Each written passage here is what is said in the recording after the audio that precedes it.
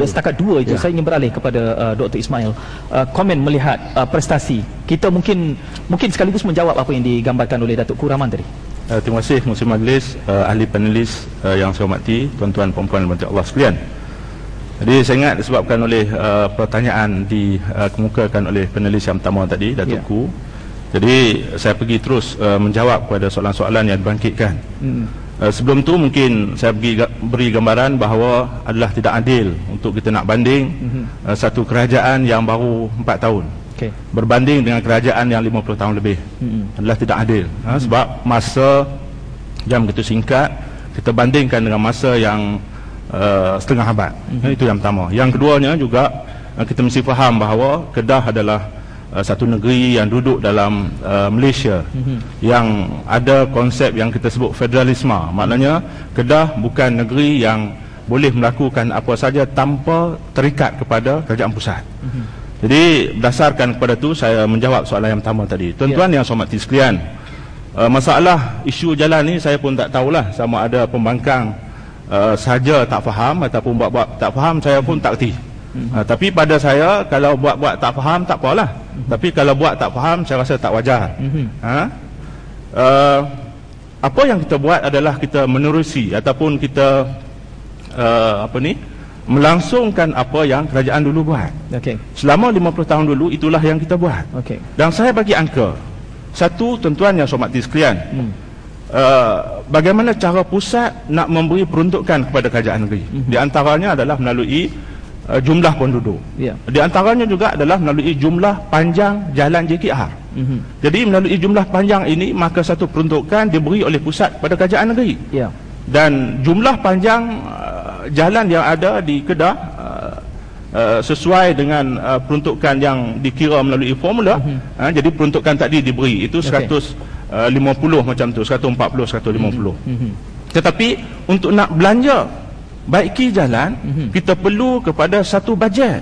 Bajet ini dibentang oleh JKR. Bajet 2012 dibentang akhir tahun 2011. Dan bajet pada tahun 2010 yang diminta oleh JKR untuk melaksanakan pembaikian jalan ni sekitar 50 juta. Maka kita tidak boleh belanja lebih daripada peruntukan. Jadi itulah yang berlaku. Maknanya saya, tuan-tuan, malam ni saya bawa statistik, sebab saya tahu dah soalan ni akan keluar.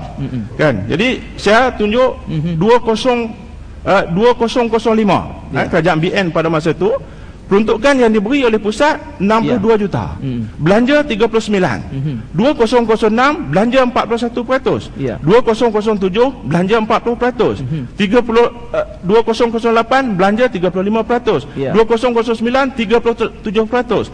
2010 belanja 37%. Tahun depan kita naik belanja 60.5%, iaitu sebanyak 70.5 juta pada tahun 2012. Doktor, bagaimana kita menjelaskan dana yang dikatakan dipulangkan tadi, tidak digunakan sepenuhnya? Dana itu tidak dipulangkan. Daripada dulu, dana ini masuk ke dalam satu tabung amanah. Dulu macam tu, di Kedah macam tu, daripada dulu sampai sekarang, seluruh negara mengamalkan benda yang sama. Jadi dana itu, tuan-tuan, adalah cara bagaimana kerajaan pusat hendak memberi peruntukan pada kerajaan negeri. Digunakan di bawah item peruntukan jalan raya. Jadi maknanya dana yang berlebihan itu sudah tentu dalam konteks daripada dulu sampai hari ini, dana yang lebih itu digunakan untuk benda-benda yang lain. Seluruh negara macam tu, seluruh negeri macam tu. Datuk ingin mencelah seketika nanti, tapi saya beralih dahulu kepada panelis ketiga. Doktor akan menangani isu gejala sosial seketika nanti selepas ini. Dari sudut pandang akademik, melihat Kedah lah ni, mungkin boleh dibandingkan dahulu dan kini, apakah lebih baik atau lebih buruk pencapaiannya, Prof. Madya, Doktor? Terima kasih Tuan Muhsin Majlis yang saya hormati, barisan-barisan ahli panel dan seterusnya, tuan-tuan dan puan-puan yang saya hormati sekalian. Menjurus kepada persoalan yang akan kita bincangkan pada hari ini, iaitu situasi Kedah pada hari ini. Saya melihat dari sudut akademik. Kalau kita melihat dari sudut pembangunan, sudah tentulah tidak banyak pembangunan yang wujud, terutamanya kebelakangan 2-3 tahun akhir-akhir ini. Semakin kurang pembangunan berbanding dengan dahulu, prestasi di bawah Barisan Nasional. Itu maksud Prof. Madya? Maknanya tidak banyak pembangunan dari sudut fizikal. Kalau kita melihat, misalnya lah, kalau kita meneliti dari aspek pembangunan fizikal, Bandaraya Alor Setar, maknanya mungkin kalau sebelum ini orang yang pernah datang ke Alor-Star, dia juga akan melihat satu situasi yang sama sebelum ini. Dan kalau kita lihat pembangunan yang agak pesat, cuma mungkin berlaku di Sungai Petani berbanding di kawasan-kawasan yang lain. Itu dari sudut pembangunan, ya. Kemudian juga saya melihat berdasarkan kepada beberapa kajian-kajian yang dilakukan, antara aspek utama yang boleh ditambah baikkan, terutama apabila kerajaan PAS memerintah negeri Kedah, terutama dalam 3 tahun kebelakangan ini, kita dapati aspek pentadbiran itu agak kurang, ya. Terutama kalau sebelum ini mungkin yang berhormat Dr. Ismail nanti juga mungkin peka, ya, isu banjir.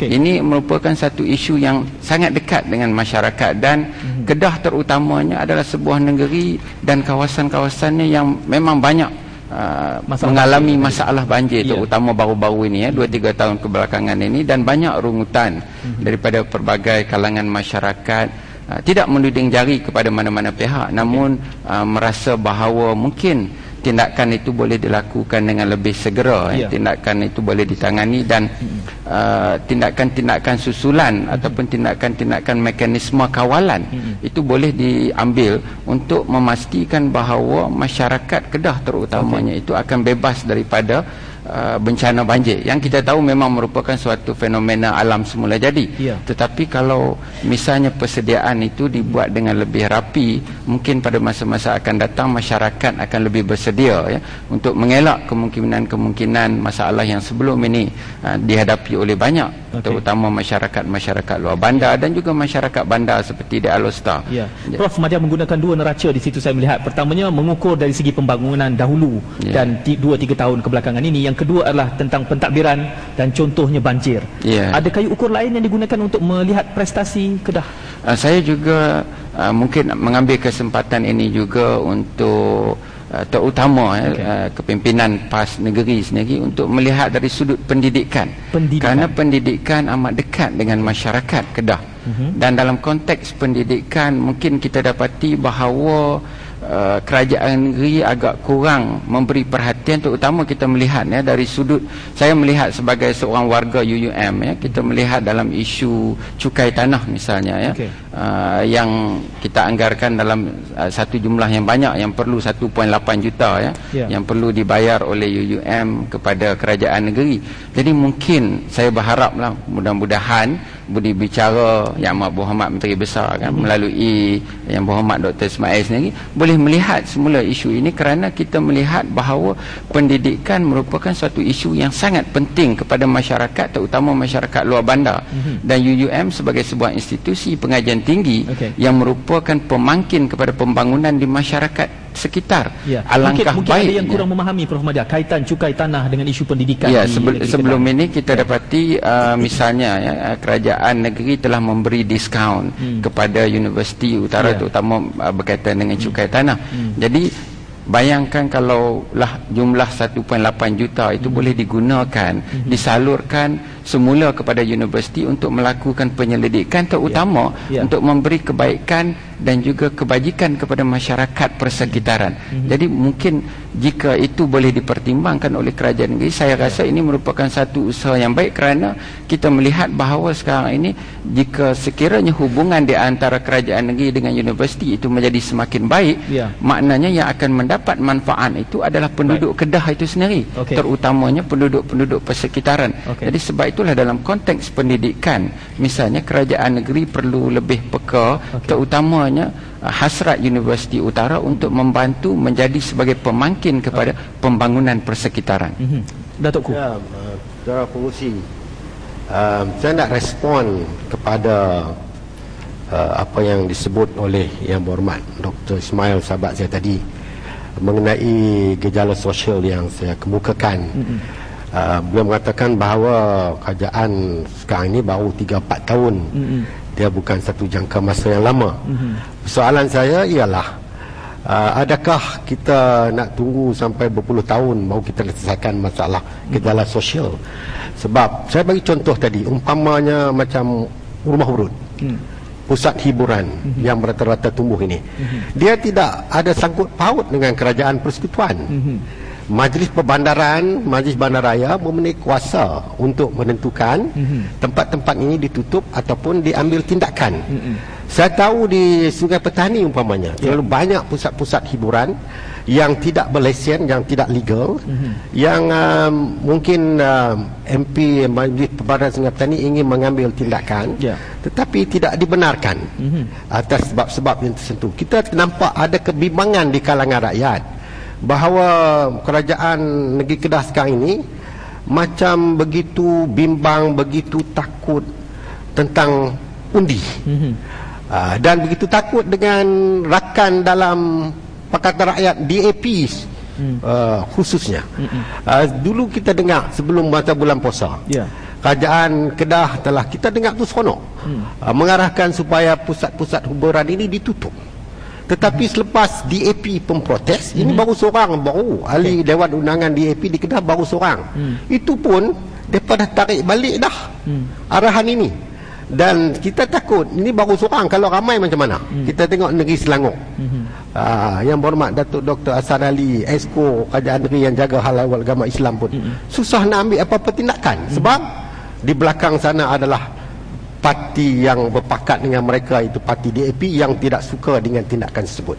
Jadi kita risau di negeri Kedah ini, kalaulah kerajaan yang ada hari ini begitu bimbang dan takut dengan DAP, takut dengan pengundi-pengundi yang dari kumpulan tertentu, maka apa yang kita nak buat demi untuk kebaikan dan kesejahteraan rakyat ini tidak tercapai. Yang kedua, saya nak respon terhadap penyelenggaraan jalan. Bukan mungkin kita di pihak pembangkang ni minta maaf, kita minta bagi saya dulu.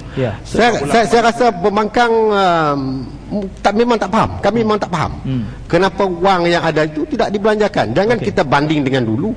Kita nak buat perubahan demi untuk kebaikan. Kenapa tidak kita guna wang ini? Jangan dulu kata pakai 40%, kita pun nak pakai 40%. Kenapa tidak kita guna 70%, 80%, 90%? Sebabnya ini hanya dari segi administrative procedure. Duit itu memang ada, boleh digunakan, boleh dibelanjakan. Sekurang-kurangnya sekarang ini ada 5 persoalan yang perlu ditangani, yang kita ada wakilnya di sini dan akan ditangani oleh Dr. Ismail Saleh sejurus selepas kita berehat seketika. Teruskan bersama kami.